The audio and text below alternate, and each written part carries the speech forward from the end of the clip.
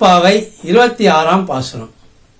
மாலே மணிவண்ணா மார்கழி நீராடுவான், மேலையால் செய்வனகள் வேண்டுவன கேட்டியேல், ஞானத்தை எல்லாம் நடுங்க முரல்வன பாலன்ன வண்ணத்தின் பாஞ்ச சன்யமே, போல்வன சங்கங்கள் பொய்ப்பாடுடையனவே சாலப் பெரும்பறையே பல்லாண்டிசைப்பாரே, கோல விளக்கே கொடியே விதானமே ஆளின் இலையாய் அருளேலோ ரெம்பாவாய்.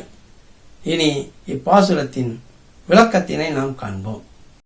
இந்த திருப்பாசுரத்தில் திருவாய்ப்பாடி பெண்கள் கண்ணனுடைய எளிமையிலும் அவனுக்கே உரிய காதல் சிறப்பிலும் ஈடுபட்டு அவனுடைய திருக்கல்யாண குணங்களை பலபடியாக புகழ்ந்து பேசுகிறார்கள். அவ்வாறு புகழ்ந்து பேசும் போக்கில் தாங்கள் வேண்டுவனவற்றையும் விரும்பி கேட்கின்றார்கள். உலகத்தையெல்லாம் தன் ஒளியால் கிளுகிழுக்கச் செய்யும் பால் போன்ற நிறமுடைய பாஞ்சசன்யம் என்ற கண்ணனுடைய கை சங்கினை ஒத்த சங்குகள் வேண்டும் என்கிறார்கள்.